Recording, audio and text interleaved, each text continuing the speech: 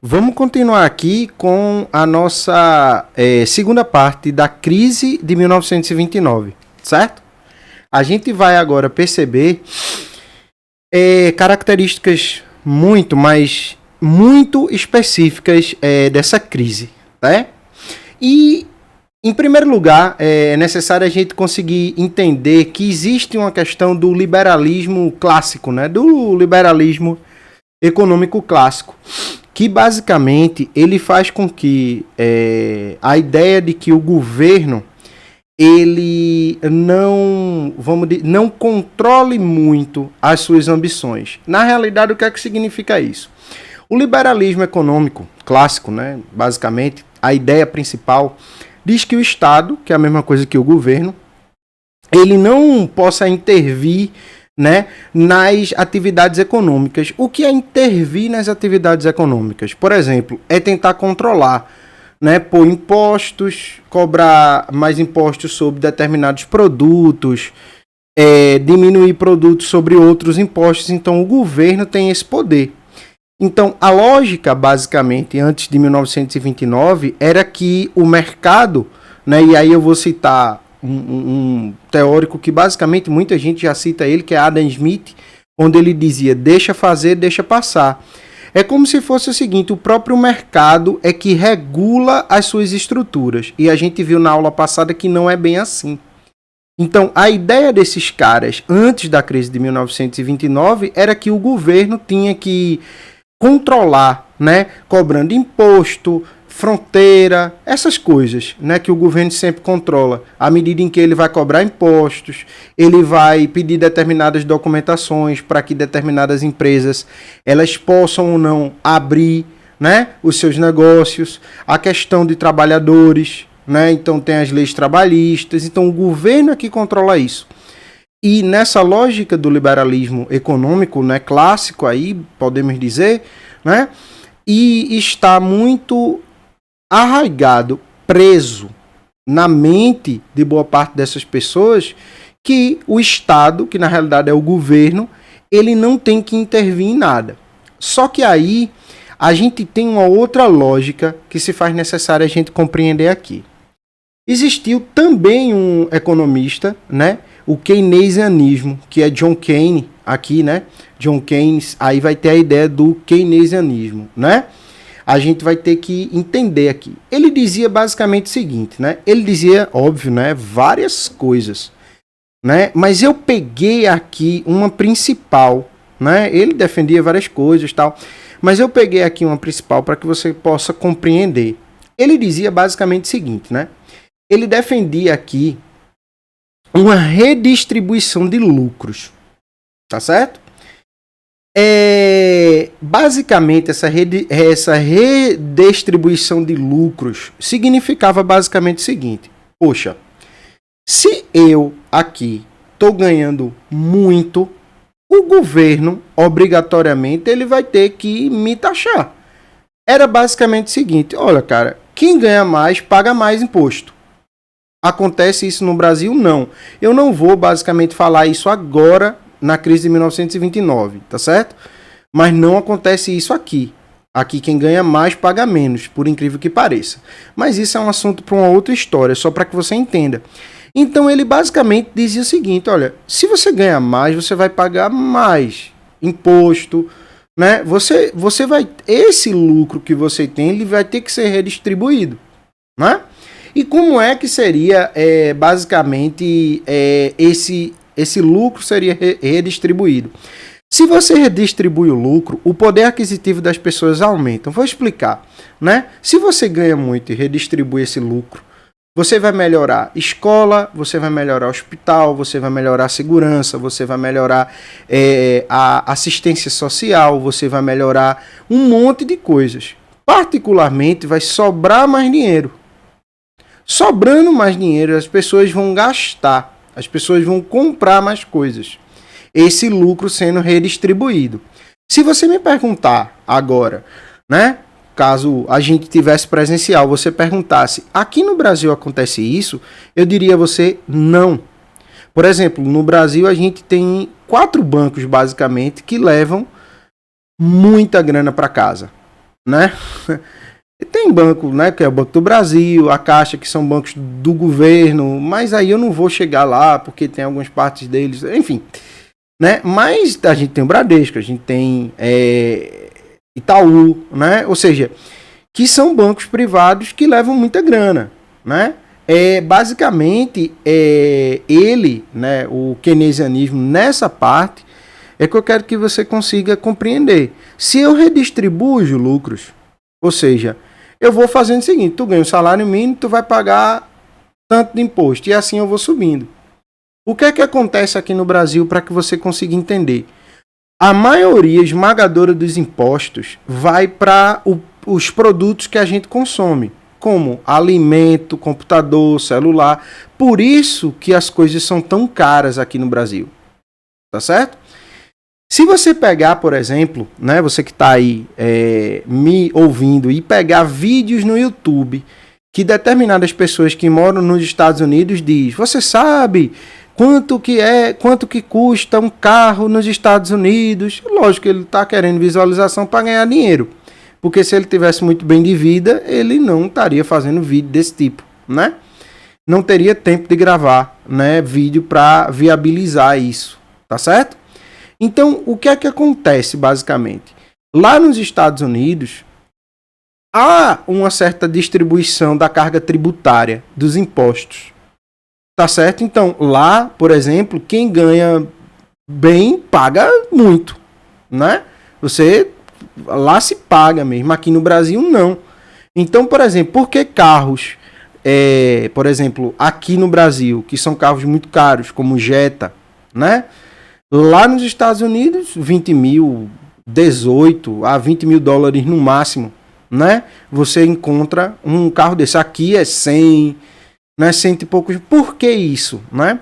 Porque aqui no Brasil, a grande maioria das cargas tributárias, elas vão para o consumo. Elas vão para o consumo. Então, os produtos que a gente consome vêm com muito imposto. Isso podia diminuir? Podia, se rico no Brasil pagasse imposto. Por exemplo, quem é rico no Brasil que compra uma lancha, um helicóptero, ele não paga imposto. E se você compra uma bis, você tem que pagar o IPVA dela. Vocês estão percebendo? Então, Keynes, ele basicamente disse isso. Olha, cara, disse outras coisas também, mas o keynesianismo, ele disse o seguinte, ó, tem que ter uma redistribuição de renda, né? Se você não tiver uma redistribuição de renda, a coisa vai ficar muito feia. Foi o que aconteceu na crise de 29. E por que eu estou falando aí no keynesianismo, que é John Keynes, né? Que também foi um economista. Por que eu estou falando nele? Porque Franklin Delano Roosevelt, esse cara aqui, né? Aqui está dizendo os 12 anos, né? Que ele passou no poder dos Estados Unidos. Então, esse cara aqui, ele foi o presidente dos Estados Unidos, que basicamente foi quando a crise explodiu. Vê, ele assumiu em 33 a 45, né?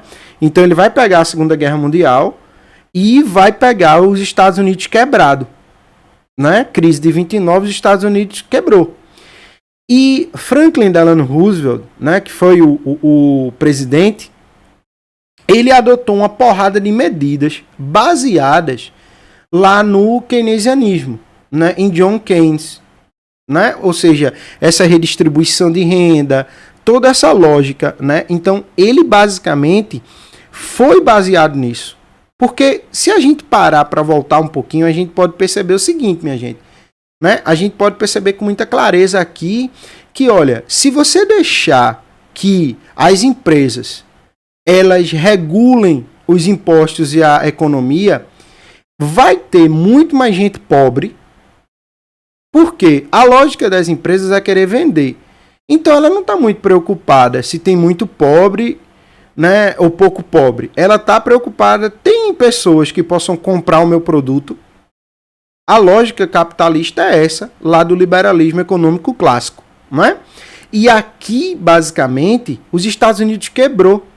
Volta lá na primeira aula que eu explico, basicamente, né, na primeira parte da crise de 29, por que quebrou. Então, o liberalismo se provou ineficaz.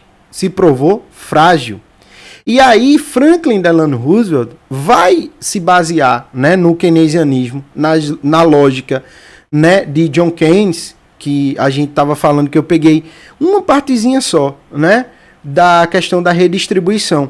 E ele vai fazer uma porrada de coisas. Vamos conseguir compreender aqui, vamos ver, né? Eu não peguei tudo, mas algumas coisas que Roosevelt, que foi presidente lá nos Estados Unidos de 33 a 45, ele fez e conseguiu fazer com que os Estados Unidos saíssem da pior crise econômica que o capitalismo já teve, não é? Então, vamos começar aqui, basicamente, a tentar entender. A primeira coisa que que a gente consegue, vamos dizer assim, que a gente vai entrar é o seguinte: as empresas. O que é que ele pensou para a parte das empresas? Aí, vamos lá, né? Primeiro você vai ter a concessão de empréstimo aos fazendeiros, né? As questões rurais. Vê que é arretado. É necessário que você consiga compreender aqui que a concessão de empréstimos a juros baixos. Porque, logo, aos fazendeiros, a gente precisa comer.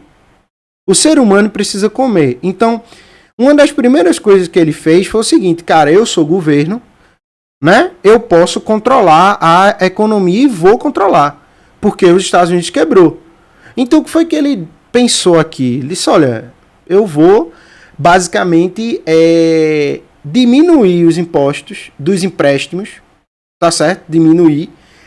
E você que é fazendeiro, você pode comprar trator, semente, insumo.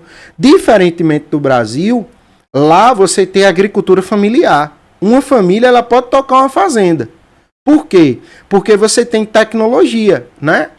As famílias, elas puderam comprar equipamentos, lógico, e aí elas foram plantando e foram produzindo. Então, pegava-se empréstimo, o governo ficava sem receber? Não. Mas ele diminuiu o valor dos impostos. É só você parar para perceber. Cartão de crédito no Brasil é 300%. Basicamente isso, né? Arredondando assim, tá certo? Né?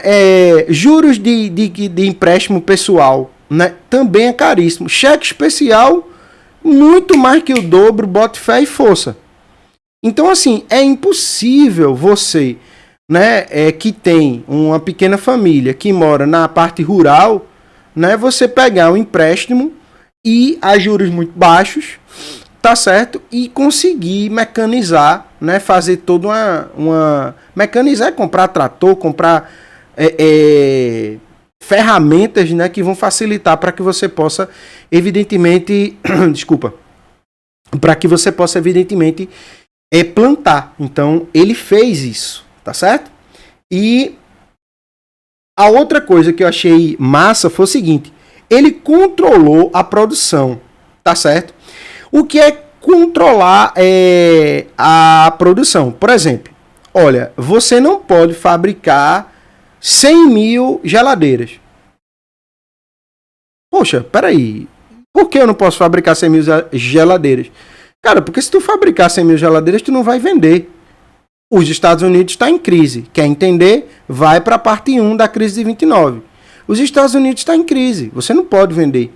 Então, o que é que acontecia? As pessoas, ele controlou a produção. Ou seja, você não podia fabricar muito, nem tão pouco. Fabricava o quê? Ele tentou equilibrar, tá certo? A lógica, né? Para que o preço nem caísse demais e nem tão pouco subisse muito. Então o governo começou a elaborar planos, obviamente, né, para que as pessoas que puderam produzir, aí não é só alimento, né, mas também, lógico, que tem alimento perecível e tal, mas também outros produtos, para que a economia fosse voltando lentamente, né? Então, basicamente aqui houve um controle. Eu nem posso fabricar de mais e também nem posso fabricar de menos. Isso vai depender de onde eu moro, a quem eu estou vendendo, como é que as coisas elas estão indo. Então, houve essa intervenção também aqui do Estado. Fixação de preços, né, de produtos básicos. tá certo? Aqui, basicamente, a gente tem o seguinte, né? Você vai ter carvão, né? Por que carvão? Estados Unidos, óbvio. Principalmente aí nessa época, você não tem uma tecnologia como você tem hoje lá, né? Lá se faz muito frio. Então as casas são de madeira para reter o calor. Porque se fosse de alvenaria, né? Aqui, como faz muito calor, né? A gente mora num país tropical, então não pode ser de madeira, tem que ser de alvenaria, porque a casa fica mais fria. E lá você precisava, principalmente nessa época, né? Você precisava aquecer. Além disso, você precisava também de energia para as fábricas, né? Você precisava de energia elétrica, né? Basicamente como carvão, petróleo, cereais. Mas aí também entra o preço da cesta básica. Por exemplo, passar um mês e você vai comprar feijão. O que é que o governo fazia? O governo controlava o preço. Se o feijão fosse subir muito, ele diminuía o imposto. Para quê? Para que você pudesse juntar dinheiro. Se você olhar e você perceber hoje, particularmente for com sua mãe, com seu pai, ou você for comprar produtos como arroz, feijão, né? Você vai perceber que aqui no Brasil não funciona assim também. Você vai em um mês, no outro tá mais caro. Então vai chegar uma hora que você vai perder o controle. Por exemplo, 25 anos que vamos dizer assim, existe uma pesquisa, né, econômica aí, que vai avaliar, né, o que é que os brasileiros estão comendo. Hoje em dia se come mais ovo do que carne. Por quê?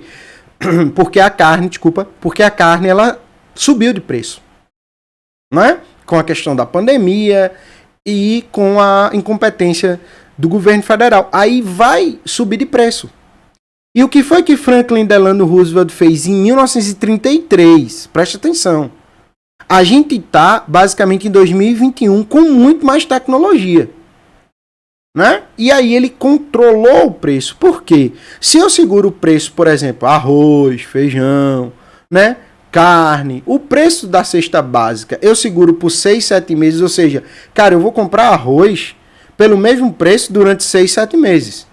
Eu vou conseguir juntar dinheiro, não é? Eu vou comer, não vou passar fome, vou ter saúde, então já libera a questão de saúde, que eu nem vou discutir lá, porque lá não tem o SUS, cada um que se vire, né? Mas eu já vou ficar saudável, eu já vou poder trabalhar, né? Então, basicamente, essa é uma das medidas do ponto de vista das empresas, né? A gente vai passar agora, né, do ponto das medidas do governo, né? Vamos lá, ele realizou diversas obras públicas, né, para criar emprego. Diversas obras públicas como? Quando a gente assiste filme, por exemplo, a gente vê que lá nos Estados Unidos tem, até no meio do mato, né, você tem ruas asfaltadas, tem 4 vias de acesso, as calçadas amplas, o caramba. Foi nessa época aqui de Franklin Delano Roosevelt. O que foi que ele fez? O que foi que Roosevelt fez? Diz, cara, eu vou construir coisas. Eu vou construir ponte, eu vou melhorar a estrada. O que foi que ele fez?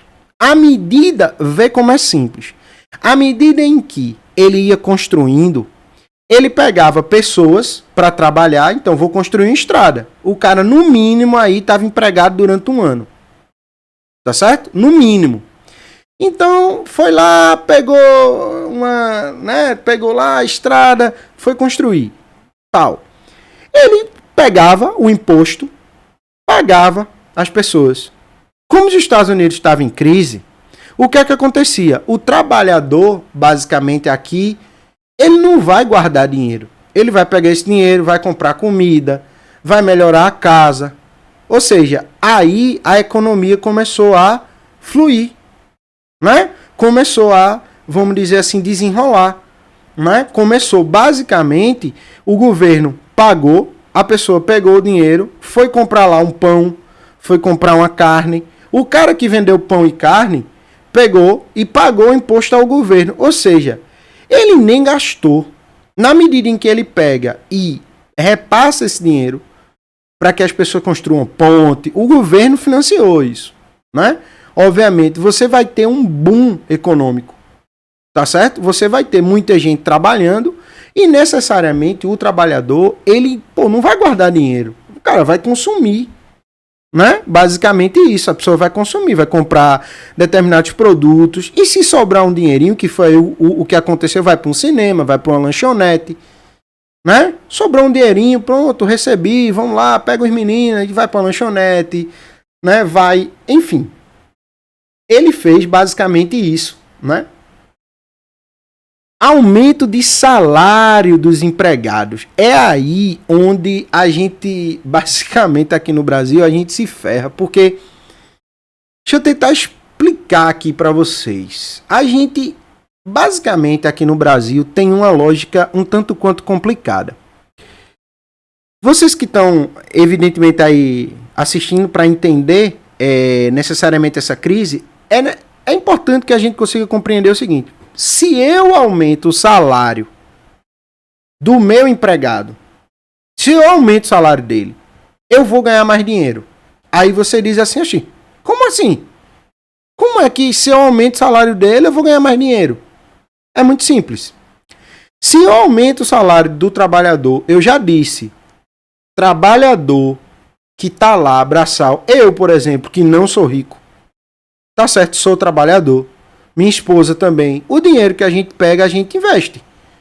Compra coisas para casa, né? Aí quebra uma coisa, você vai ter que comprar, e aí já vai empregando outras pessoas. A gente não é bilionário, cara. Quem guarda dinheiro é quem é muito rico. Tá certo?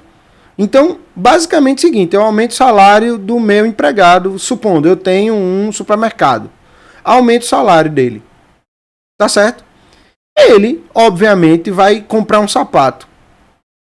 O dono da sapataria, que aumentou o salário, consequentemente, do seu trabalhador, o cara, né, que está trabalhando lá na sapataria, consequentemente, vem e vai comprar comida no meu supermercado. Então, isso vira um círculo. Tá certo? O problema no Brasil é que quem tem muito não quer pagar nada ao governo e quer ter escravo. Não quer ter trabalhador. Então, o que foi que ele fez? Eu estou falando, 1933. Ele basicamente vai implantar isso aí pós-crise de 1929, cara. Né? E aí a gente vai, evidentemente, para... vamos dizer... O salário-desemprego, que aqui a gente já chega na questão de assistência, né? Que aí assistencialismo, tal, que eu não vou discutir isso aqui. O cara perdeu o emprego, né? Você ir lá, paga um percentual, né, do seu salário, né, retira ali, e quando você é desempregado, você desempregou. Ele criou, vê que isso nem existia. Né? Um salário, um auxílio-desemprego. O auxílio-desemprego, para quem está desempregado, é para o cara comer. É para ele poder pagar as contas, até necessariamente conseguir arrumar um outro emprego. Então ele vai e institui também, olha, se a pessoa estiver desempregada, né? Ele vai receber, o governo aqui vai dar um auxílio-desemprego a ele. Por quê? Por que isso acontece? Né? É para a economia poder girar. Não é? Basicamente, a gente vai ter isso. Né? Jornada de trabalho de 8 horas. Isso aqui é muito importante. Preste bastante atenção. Né? Essa jornada de trabalho que ele vai instituir por 8 horas, isso aqui, cara, isso aqui é muito importante. Eu vou explicar por quê. Porque hoje em dia, com a tecnologia, a gente já sabe, porque tem vários estudos sobre isso. Mas uma empresa, por exemplo, que ele pega o trabalhador dele e bota para que o trabalhador, né, evidentemente, trabalhe até o desgaste do corpo, cara, no outro dia, ele vai chegar acabado, ele não vai render. Então, vamos imaginar. Muita gente aí malha, tem academias. Se você for parar para perceber, academia, se você quiser aumentar seu corpo, por exemplo, né? Perder peso não, mas se você quiser ficar fortão, tem muita gente que quer ficar fortão. Você só basicamente aí 3 dias, segunda, quarta e sexta. Por que isso acontece? Porque você tem que ter dias de descanso para o músculo. O corpo ele precisa descansar. Né? Então, você tendo uma jornada de trabalho muito grande, o que é que acontecia? O cara vai chegar cansado, no outro dia ele não vai render bem. Então ele vai trazer prejuízo, ele vai estar cansado, vai estar com fome, enfim, não dormiu bem. Né? Então ele instituiu 8 horas. Beleza, cara. Se você passar de 8 horas, você paga hora extra. Aí é por sua conta e risco. Por quê? Porque foi notadamente, né? E lá nos Estados Unidos, diferentemente daqui, se ganha por hora, né? Hora de trabalho. Mas nessa época em específico, como estava quebrado, né? Aí o cara pegava um emprego até tal hora, depois pegava outro, quando ia, basicamente ia, né? Ter 4 horas. Tinha até uma série que passava no SBT, né? Todo Mundo Odeia o Chris, que o pai dele tinha 3 empregos e tal. Né? Não sei nem se está passando, é uma série antiga, mas mostra muito da realidade lá dos Estados Unidos, que lá se ganha por hora e tal. Né? É um pouco diferente daqui, mas, e não é legal. Mas o que é que acontece? Aí o cara passava, tipo, 3 horas no emprego, depois mais 4 horas em outro, e assim, vai tacar a moléstia dos cachorros por ali, né? Daqui a pouco só dormia 4 horas e tinha que trabalhar para comer e aquela agonia toda. Então ele tentou instituir, veja, ele tentou equilibrar, né, evidentemente, essas regras, tá certo?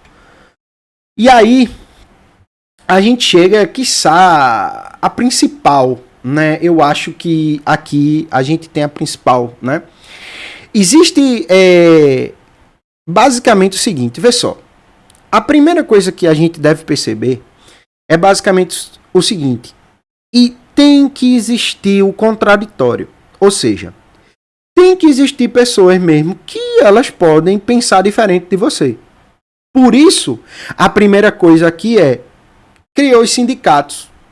Tanto tem os sindicatos dos trabalhadores, quanto tem os sindicatos dos patrões. Pode ter sindicato para tudo. Sindicato dos professores, sindicato dos médicos. Tem sindicato para tudo. E tem que ter. E eu vou explicar por quê. Os sindicatos eles nada mais são do que você senta com seu patrão, por exemplo, sindicato dos trabalhadores. Como eu não sou patrão, sou trabalhador, então eu tenho o meu lado. Uma representação do sindicato, para que não vá todos os trabalhadores, se junta com o patrão e aí você vai equilibrando as coisas. Ó, a gente precisa aumentar o salário. Aí o patrão vai dizer, sim, mas eu preciso diminuir meus gastos. E aí você vai equilibrando ali. Então, quando Franklin Delano Roosevelt, quando Roosevelt vai criar aí a questão dos sindicatos, que são as questões sociais, né? Vamos dizer assim, as medidas sociais. Aí, ele basicamente vai dizer, ó, tem que ter um sindicato. Antes não tinha. Por que tem que ter um sindicato? Porque você vai ter que ouvir. Olha só. Quais são, né? Eu vou pegar a segunda e a terceira porque a gente já mata aqui, né? Erradicação do trabalho infantil. Por que criança tem que estar na escola? É muito simples, né? Porque eu tenho que aprender a ler, tenho que aprender a escrever, tenho que aprender a pensar.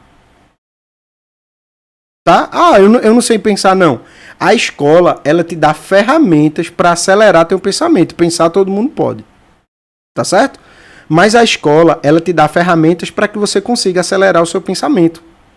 Né? Então, basicamente aqui houve a erradicação. Todo mundo tem que ir para a escola. Né? A criança, ela tem que estar na escola. Porque na medida quando ela ficar maior, que ela vai saber ler e escrever, ela vai saber raciocinar com muito mais rapidez. E é isso que ocorre dentro de um trabalho. Você vai ter que raciocinar com muito mais rapidez, né? Aqui você vai ter basicamente a criação da previdência social. Por quê? Porque se a pessoa sofrer um acidente, se a pessoa ficar desempregado, entre outras coisas, você vai precisar de uma previdência social e necessariamente você precisa se aposentar também. Então, vê o que o cara criou.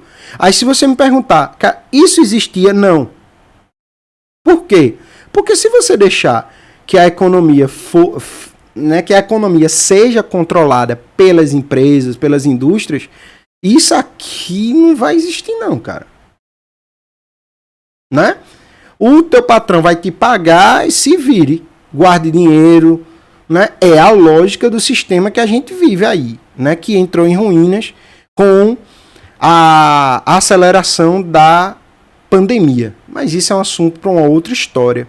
Então, essas três coisinhas aqui que são importantíssimas e que hoje em dia no Brasil elas estão sendo ameaçadas, né, e quebradas, elas são importantíssimas por quê? Porque primeiro você precisa escutar as pessoas.